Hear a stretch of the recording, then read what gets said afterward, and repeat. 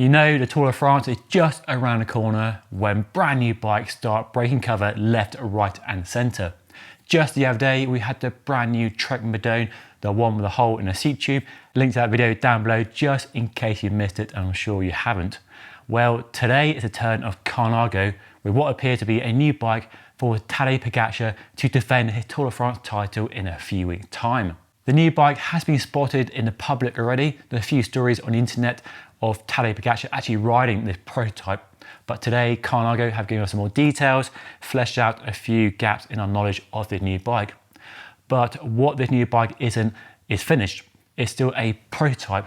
The company is calling it the Prototipo, Italian for prototype. So the bike hasn't officially been launched and announced yet, so it's still a working prototype. And this is very interesting because usually a bike manufacturer, when they bring a bike to a pre-Tour de France race like the Dauphiné with the Trek Madone as an example, that bike is more or less finished. It won't change much from when we first see it to when it is put on sale. But here with Colnago, they're actually still working on a prototype and working very closely with the team to get their feedback before they finalise the bike, rubber stamp it, and then roll it out to the public. So the bike is called the Prototipo, Italian for prototype, and this appears to be a working name. It could eventually become the V4 RS, a replacement for the current V3 RS, or they could call it something else. They have had a concept aero bike in the past, so they might keep the name as it is. So the purpose of the bike, to quote the company's press release, is they are studying how the different laminations of carbon fibre in the frame respond during a race situation to find the best solution for a frame that must be both versatile and fast on every type of terrain. Now that pretty much sums up the V3 RS and the V2 and the V1, a semi-aero lightweight bike like the Specialized Tarmac SR7 and Trek Emonda SLR. Bikes that are trying to be as light as possible whilst also as aero as possible. That best of both worlds, have your cake and eat it sort of idea. What's interesting is how the company has developed the prototype for this bike, and not just one prototype, but 5 different prototypes, which I'll talk about more in a moment. Now, the current V3 RS is a monocoque carbon frame, a mould, and the carbon laid in the mould, and it goes in an oven. You know the story. Compared to the more modular approach of the C68, which uses a tube and lug style process going right back to the C40. So for developing the new Prototipo, they actually borrowed the modular approach of the new C68 to test different parts of the prototype and trial different carbon fibre laminations. This, the company claims, allows it to better study the impact of changes in a smaller time frame than having a complete frame built up. So that process is all about accelerating the development time of a new frame, rather than build up a whole frame with different carbon fibre lamination and then wait for it to come back from China or wherever they're made. Here they are using the in-house facility to build up prototypes, trying different parts of carbon fibre layup in different parts of the frame to achieve a quicker process, a quicker turnaround of new prototypes. And what's really interesting is the fact they don't have just one prototype frame, but 5 prototype frames, apparently with different levels of stiffness due to a different carbon fibre layup in each frame. And they're giving the team these 5 frames and let the riders test each frame, and that feedback from the riders around the different stiffness of each frame will be used to decide the final frame when it is rolled out to the public in a few weeks or months' time.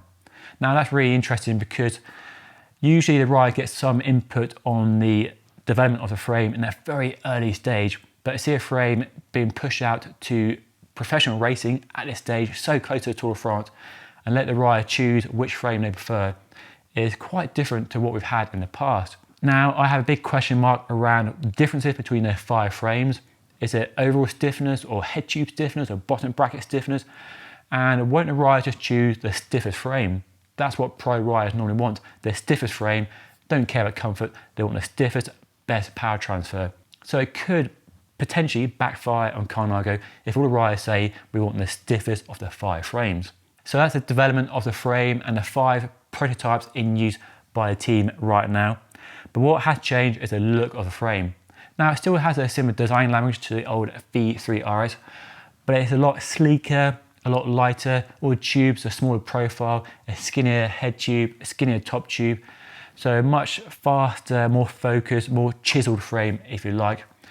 We have reasonably dropped rear stays, but not as dramatic as a tarmac SS7, so still sort of going up to the top of the top tube there, which I quite like. And generally it's a good looking frame, if perhaps a bit more generic than before, but that is the challenge of aerodynamics and weight, is that ultimately there are so many avenues you can go down while trying to chase the same goals. And that is all that Colnago is sharing right now. No details on frame weight, how much lighter it is than the V3 RS. Now the V3 RS was about 850 grams, so the new one, whatever it's going to be called, the V4 RS, needs to be a good chunk heavier, 700, 750 at least. And there's no talk about the aero benefits or the aero claims compared to the old bike either. I expect it, and they're saying it's faster and stiffer than the old bike, but no more details have been shared on that front. So quite an interesting release by Colnago to be so transparent about their testing of a new frame and putting it out there in the public domain, but giving us some information which are quite different to the usual process which we've seen with Trek, of putting basically a finished bike out there in the public domain, but not releasing any details around that bike and leading us to speculate on what that bike might be, which has sort of backfired with Trek and Aberdeen due to the hole in the seat tube and some of the hilarious comments around what its purpose is. So I think this transparency, this openness from Colnago is something I definitely can get on board with. So one to watch. I'm sure there'll be more details on the bike, and be fascinating to see how the team gets on over the next few weeks and whether the frame is finished in time for a public release for the Tour de France just around the corner. So stay tuned, make sure you subscribe to the channel if you want to see more details on the bike as and when they become available.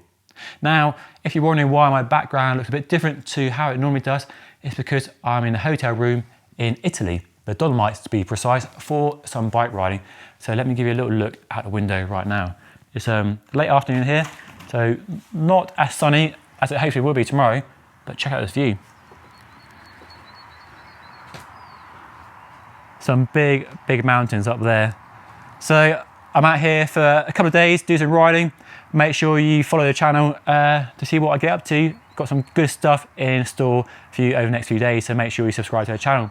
Anyway, that's all for today. Thanks for watching. Don't forget to like and subscribe, and I'll see you again very soon.